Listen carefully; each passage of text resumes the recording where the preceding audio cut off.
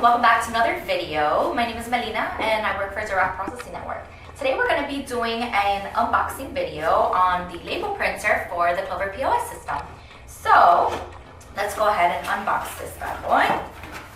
When you open up your box, first thing you're going to see is the label printer itself. We really love this label printer. It's a great one for all of the Clover POS systems, perfect for anyone who has a retail store, like a clothing store for example, and wants to print their own custom labels. This would be the guy to do it.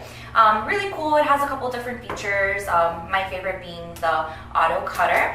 So when you open it up, you can see this is exactly where you put the labels. This label printer can use a couple different sizes. The other thing we have in here are, of course, the manual and instructions, the labels themselves, and the cords. Let's go ahead and put in the paper for you guys. Really simple.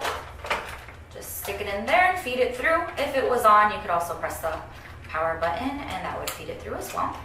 There you go. Then we have our bag with instructions and the manual. And when you purchase the label printers from us, our technicians actually make your life much easier. We like to set up our customers like plug and play. So what we do is we actually tie together the two cords that come for the label printer themselves. If you would like to see how we connect the label printer to our Clover POS system, I can link a video down below so you can take a look at that. But basically it's just the printer and the power cord, and the rest is instructions. So like I said, if you want to see the video on how to connect the label printer to the Clover POS system, click the link down below, and please leave us a comment. Let us know, what other videos do you want to see? What else do you want to know? We want to connect with you. So like this video, subscribe, and we'll see you next time. Thank you.